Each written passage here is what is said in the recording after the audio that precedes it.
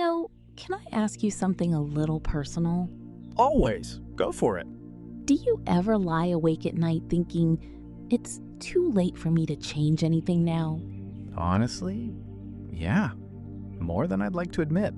Well, by the end of this episode, I want that thought to feel completely wrong to you. That's a big promise. It's a big topic. Today we're talking about something that touches literally everyone. Why it's never too late to start over. Okay, now I'm actually excited. Let's get into it. Welcome back to Core English Podcast. I'm Emma. And I'm Leo. And today's episode is a little different from our usual ones. It is. We're going to talk about real life, career changes, relationships, starting fresh, all in clear, natural English. And along the way, just like always, we'll pick out some powerful phrases and idioms that native speakers actually use. So whether you're here to improve your English or you genuinely needed to hear this message today, this episode's for you. Exactly. Okay, before we start, if you're new here, hit subscribe. And if this episode helps you, let us know in the comments. We read every single one. Let's do this. Emma, where do you want to start? Let's start with careers, because I think this is where people feel too late the most. Oh, definitely. I know people who hate their job but think, I'm too old to change now. That's such a common feeling. But here's something interesting. Do you know how old Vera Wang was when she designed her first wedding dress? 25? 30? 40. 40? She hadn't done fashion before that? She was a figure skater and a journalist before that. Fashion designing was a completely new chapter for her, and she only started at 40. That's wild. So she basically started from scratch in a whole new industry. Started from scratch. Great phrase, and one worth pausing on. When you start from scratch, it means you begin with absolutely nothing. No experience, no head start, just you and a blank page. So if I quit my job tomorrow and became a chef with zero cooking experience, I'd be starting from scratch. Exactly that. And it's a little scary, but it's also incredibly freeing because nothing is holding you back except the belief that it's too late. Okay, but be honest. Isn't there some truth to it being harder later in life? More responsibilities, less energy? There's some truth to it being different, sure. But harder? Not necessarily. In some ways, starting over later in life is actually easier because you know yourself so much better. Huh. I never thought about it that way. Think about it. A 22-year-old picking a career is guessing. A 45-year-old who wants to reinvent themselves already knows exactly what they don't want anymore. That's actually valuable information. Reinvent themselves. I really like that phrase. It's a good one. To reinvent yourself means to completely change who you are, or how you live, or what you do. Almost like becoming a new version of yourself. So it's more than just changing. It's like a transformation. Exactly right. Change your job is small. Reinvent yourself is much bigger. A whole new identity, a whole new direction. Okay, I love that. Give me another example. Colonel Sanders, the founder of KFC, didn't franchise his fried chicken recipe until he was in his 60s. Wait, 60? I thought he was some young, ambitious guy in an old photo. Nope. He tried dozens of things before that. He was a farmhand, a soldier, a railway worker, a lawyer for a while, even ran a gas station. Nothing really worked until his 60s. That's honestly kind of comforting. Like, imagine giving up at 50 because you think your best years are behind you. That's exactly the point. Age is not the deadline we think it is. Okay, let's move to something a little different. What about learning something totally new, like a skill or even a language? Perfect topic, actually, since a huge number of our listeners are proof of this already. Oh, right. Learning English as an adult. Exactly. There's this old myth that adults can't learn languages as well as children. It's mostly false. Wait, really? I always heard kids' brains are like sponges. Kids do pick up accents more easily, that's true. But adults actually learn grammar and vocabulary faster in many ways because we already understand how language works, how to study, how to make connections. Okay, that's actually really reassuring for a lot of our listeners. It should be. If you're 30, 40, 50 years old and learning English right now, you are not behind.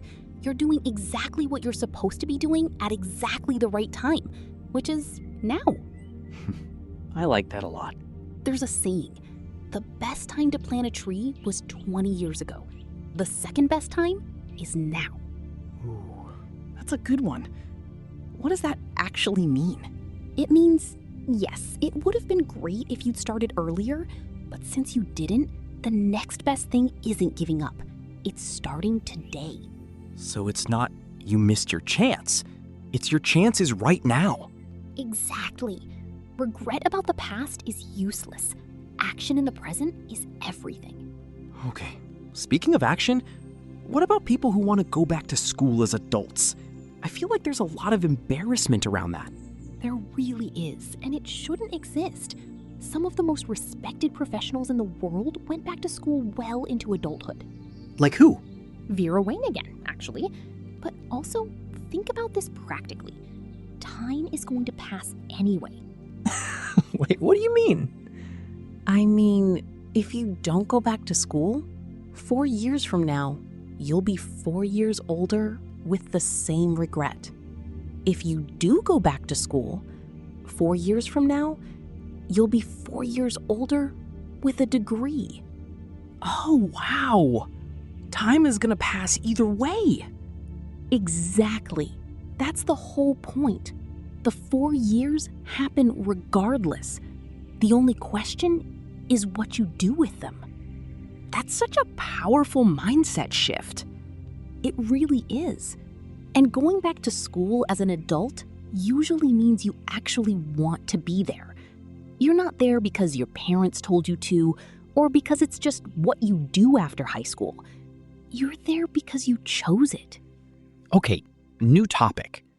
What about starting a business? That feels like the scariest kind of starting over. It can be. But here's something worth knowing. The average age of a successful startup founder is actually higher than people assume. It's often in their 40s. 40s? I always pictured some 22-year-old in a garage. That's the media image, sure. But the data tells a different story. Experience, industry knowledge, and financial stability that come with age actually help enormously. So all those years of boring work experience actually become useful later? Precisely. Nothing is wasted. Every job, every failure, every weird detour in your career becomes material you can use later, even if it doesn't feel useful at the time.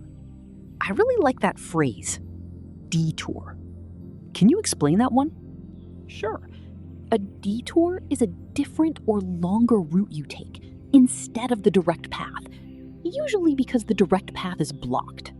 We use it literally for roads, but also for life. My career took a strange detour before I found what I actually loved. So a detour isn't necessarily a mistake. It's just a different way to get there? Exactly. And usually you learn something on the detour that you never would have learned on the direct path. Okay, let's shift to something a bit more emotional. What about relationships? Starting over after a breakup or a divorce? This is such an important one because this kind of starting over often comes with the most fear. Definitely. People worry, what if I never find someone again? Or what if I'm too old to date now? And here's the truth. Starting over in relationships at any age requires something people don't talk about enough. What's that? To take the plunge. Take the plunge? Is that about swimming? It comes from that image, yes. Literally jumping into cold water. but we use it to mean finally deciding to do something big and slightly scary, especially after hesitating for a long time.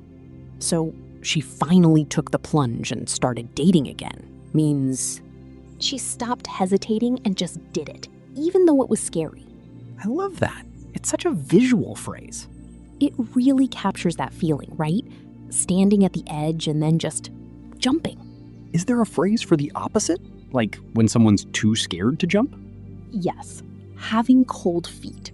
When someone has cold feet, they suddenly feel nervous or hesitant right before doing something important, like getting married or starting a new relationship or signing a big contract. He had cold feet before the wedding. I've heard that before. Exactly right. And here's the important thing about starting over in relationships. Cold feet is completely normal. It doesn't mean you're making the wrong choice. It just means change is scary, even good change. That's such a relieving thing to hear. It should be. Nervousness isn't a sign to stop. It's just a sign that something matters to you. Okay, let's talk health for a second, because I think a lot of people feel like it's too late for their body, too. Oh, absolutely. People think, I'm 40, 50, 60. My body's already decided. There's nothing I can do now. And that's not true? Not even close. The human body is remarkably capable of change at almost any age. People run their first marathon in their 60s. People build muscle in their 70s. The body listens more than people think. That's actually really motivating. It should be. And this is a good moment to bring up another great phrase. It's never too late to turn over a new leaf. Turn over a new leaf? What does that literally mean? It comes from turning the page of a book. A leaf is an old word for a page. Turning over a new leaf means starting fresh with better habits, leaving old bad patterns behind. So if someone said, I quit smoking and started eating healthy, I really turned over a new leaf. That's exactly the right use. A completely fresh start. A better version of yourself moving forward. Okay, I'm loving all these phrases today. What's next? Let's talk about moving. Starting over in a completely new city or even a new country. Oh, that's a big one. That's terrifying for a lot of people. It is. And it should be respected as genuinely difficult. New culture, new language, sometimes leaving family behind. But here's something beautiful about it too. What's that? When you move somewhere completely new, nobody knows your old story. You get to decide who you are, completely fresh, without any old expectations from anyone. That's such an interesting way to look at it. Like a blank page. Exactly. A fresh start isn't just a phrase, it's literally what happens. New environment, new possibilities, and sometimes distance from an old place is exactly what someone needs to grow. I think a lot of our listeners have actually done this. Moved somewhere new to learn English, to work, to build a new life. Which means, honestly, many of you have already proven to yourselves that starting over is possible. You've done it once already. Oh, that's such a nice way to put it. Okay, let's get into something a little deeper now. Forgiving yourself for the past. This feels like the hardest part of starting over, honestly. It really is. Because starting over doesn't just mean changing your future, it means making peace with your past first. Make peace with? What does that phrase mean exactly? To make peace with something means to fully accept it, without anger or regret, even if it wasn't perfect. I've made peace with not finishing university, means I've accepted it. I'm not angry about it anymore, and I'm ready to move forward. That's such an important step before starting anything new, isn't it? You can't build a new chapter while you're still fighting the old one. Beautifully said. There's also a saying, let bygones be bygones. Bygones? That sounds old-fashioned. It is a little old-fashioned, but people still use it.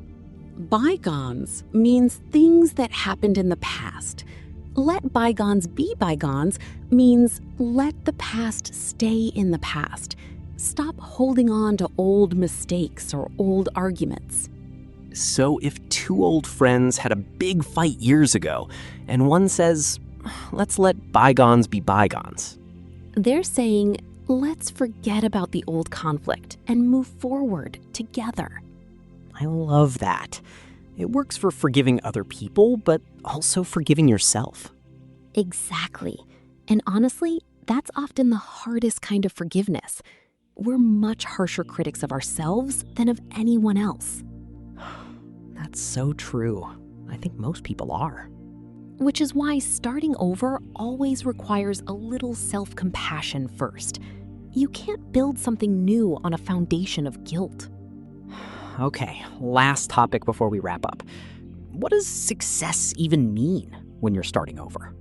I love this question because I think a lot of people quietly assume starting over means catching up to where they should be. Right, like comparing yourself to people who started earlier. Exactly. And that comparison is honestly the biggest trap.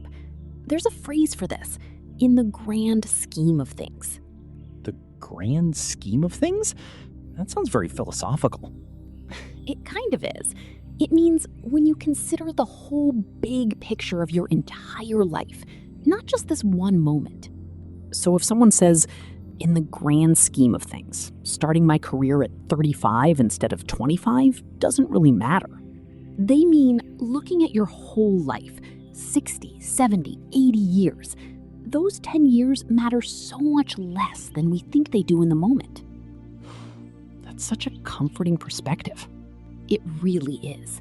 And there's one more expression I want to leave everyone with today. Life's too short. Oh, I hear that one all the time. It's simple, but it's powerful. Life's too short means don't waste time on things that don't matter.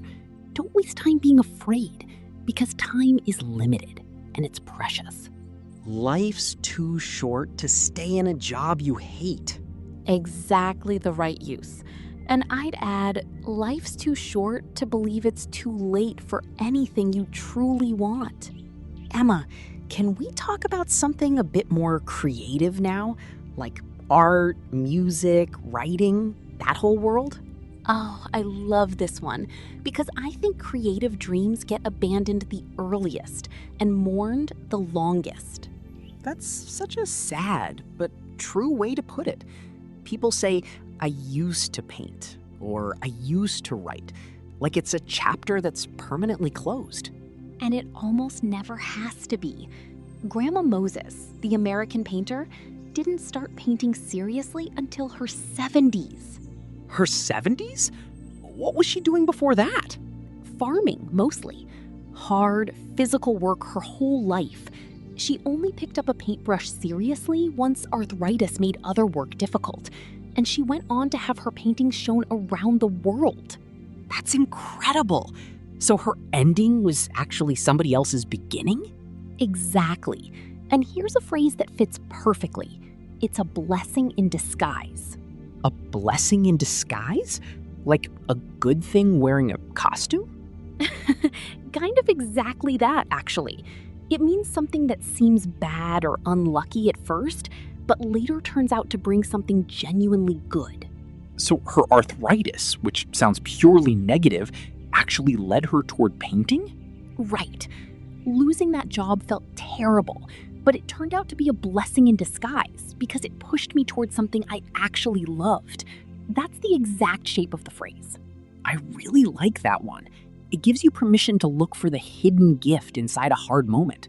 That's exactly it. And creatively, starting late has a real advantage too. You bring your whole life's experience into the work.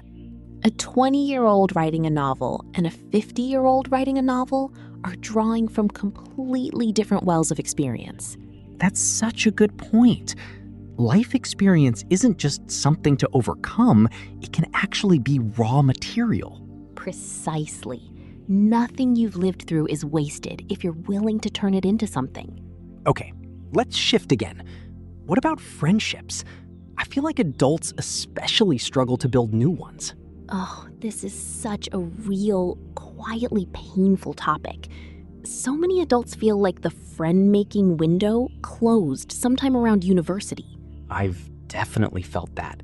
Like everyone already has their group, and there's no room left. But that's rarely actually true. It just feels true because making new friends as an adult requires more intentional effort than it did as a kid, when proximity did most of the work for you. Proximity, meaning you were just near each other constantly. School, dorms, whatever. Exactly. As adults, we have to replace that natural proximity with actual effort, showing up to things, joining groups, being a little vulnerable with new people. That sounds scary, honestly. It is a little, which brings up a great phrase, to put yourself out there. I've heard that one. It's about taking a risk socially? Exactly right. To put yourself out there means to make yourself visible and available for connection or opportunity, even though it feels exposed and a little vulnerable.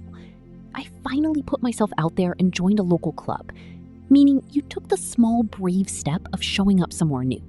So building new friendships as an adult is less about finding the right people and more about putting yourself out there enough times that the right people find you. Beautifully put, Leo. And here's the thing, it's never too late for that either. People build some of their deepest friendships in their 40s, 50s, 60s.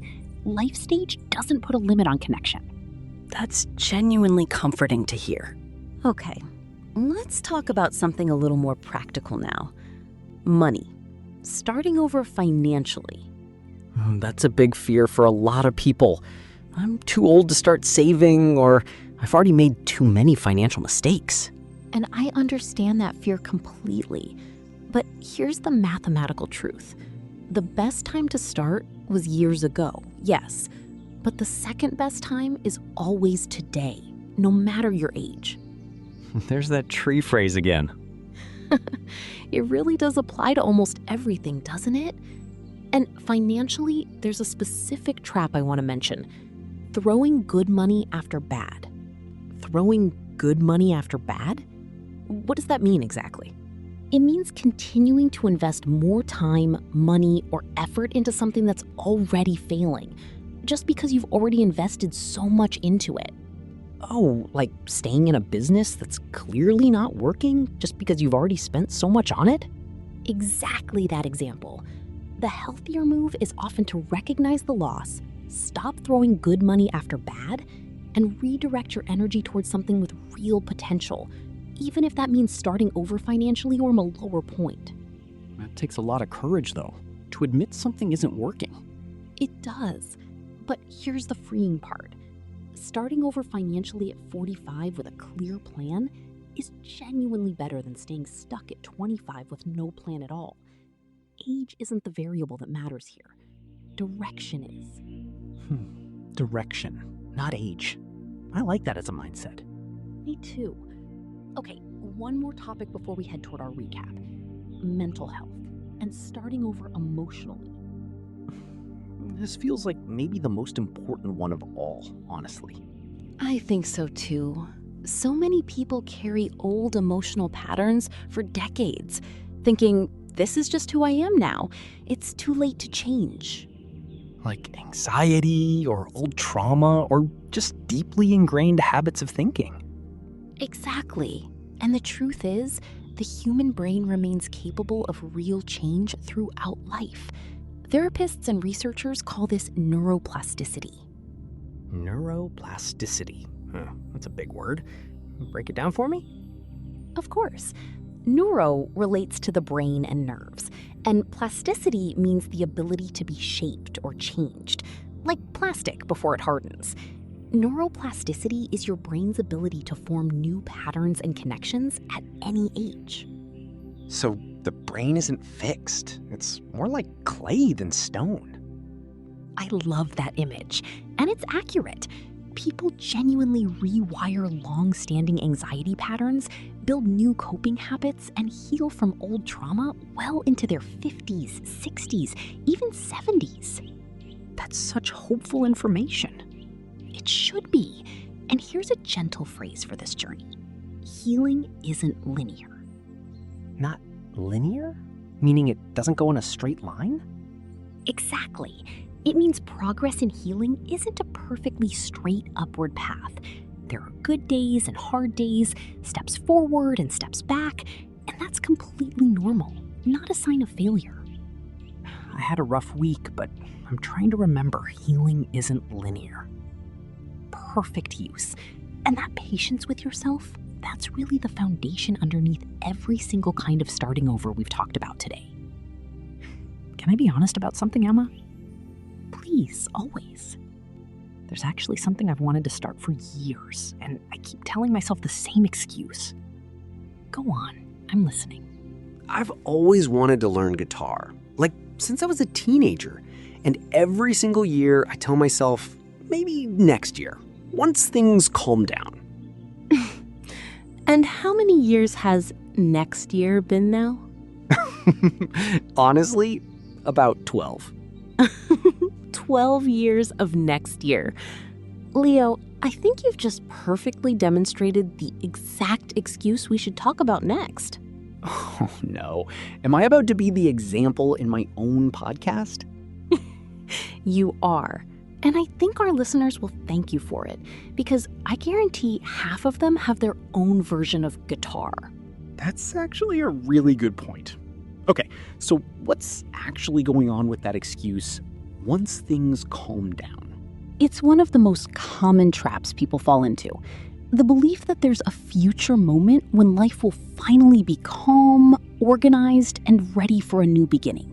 But that moment never actually comes, does it? Almost never. Life doesn't calm down and then invite you to start. Usually, you have to start in the middle of the mess, because the mess is just life continuing. That's honestly a little uncomfortable to hear. It's meant to be gently uncomfortable. There's a saying for this. There's no time like the present. I've heard that one a lot, but I never really thought about what it means literally. It means exactly what it says. No future moment will ever be a better time to start than right now, today, this present moment. So waiting for the right time is kind of a trap in itself? Precisely. Because the right time doesn't arrive. It's created by you the moment you decide to start. Okay, I think I might actually buy a guitar this week. I fully support this. And here's another phrase for the moment you finally do it, even a little late. Better late than never.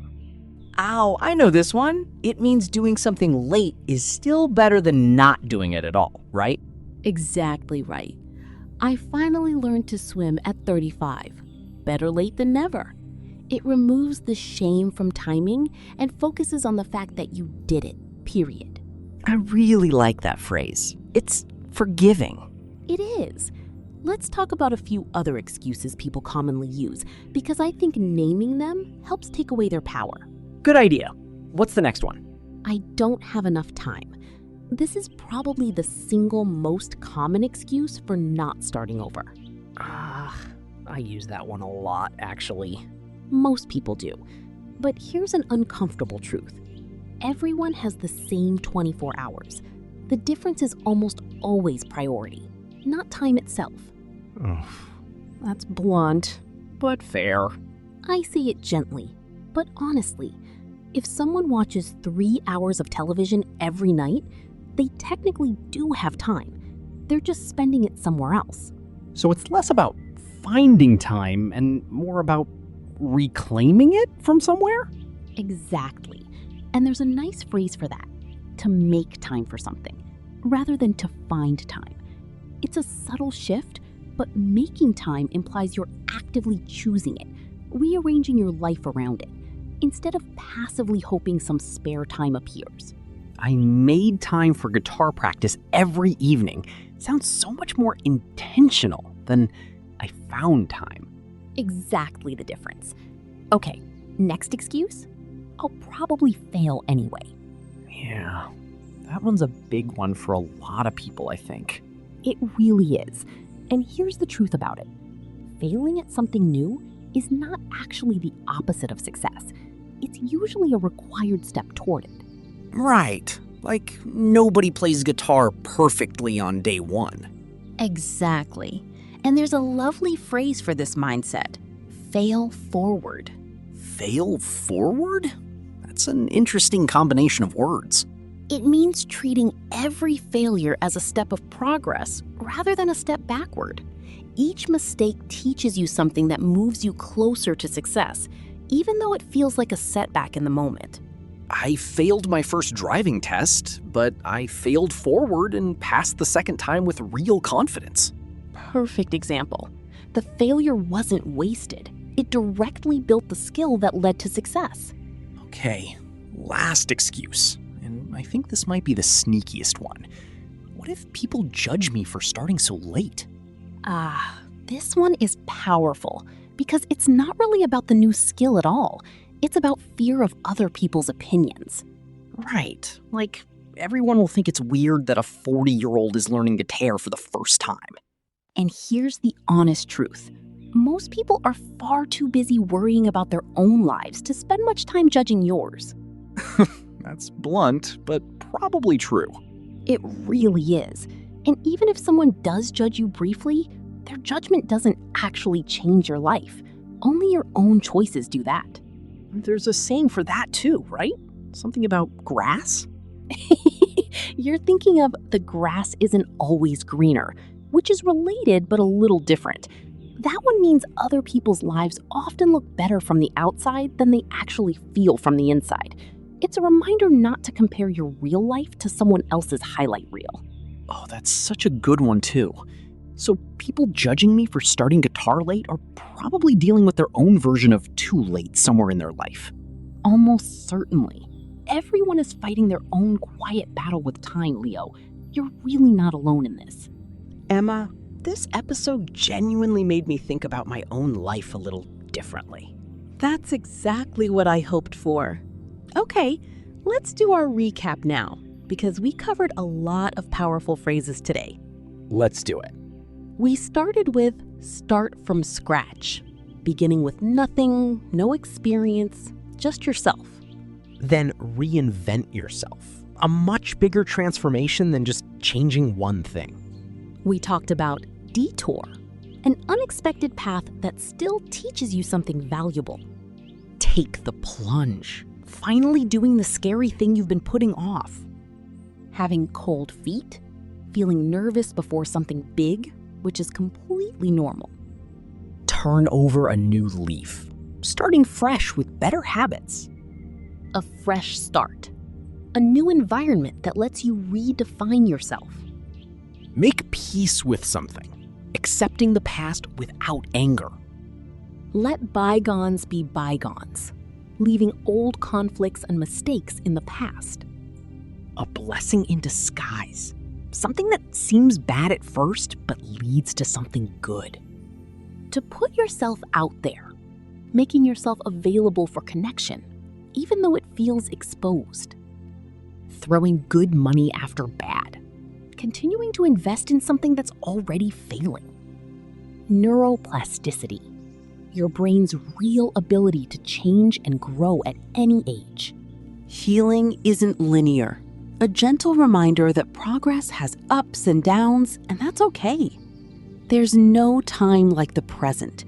The right moment isn't found, it's created right now.